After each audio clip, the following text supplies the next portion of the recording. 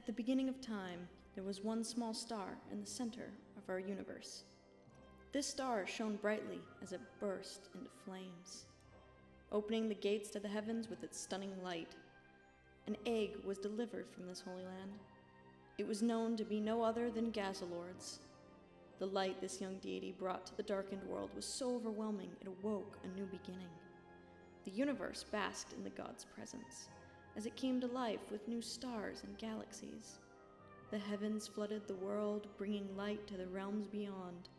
Gazalord traveled the cosmos, creating life and bringing hope to this new creation. But there was another. After Nirvana's gates had closed, the nether jaws opened. Spilling from the mouth of the underworld came Gazalord's twisted sibling Xenon. This devil brought horror upon the land with their vile creations.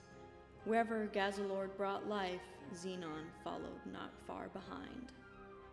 This was the start of the dragon race. Gazalord and Xenon settled on a large planet and began to sculpt this new world. This would later be known as Nitrum, the planet of the dragons. Gazalord created dragons from their own flesh and blood, whilst Xenon corrupted and created their own bloodlines.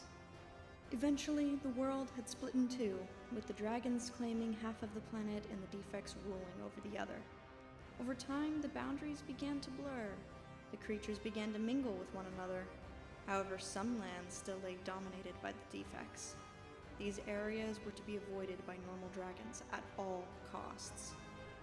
Over time, Gazalord and Xenon began fighting for control over Nitrum, creating armies, their direct descendants, to aid in this war.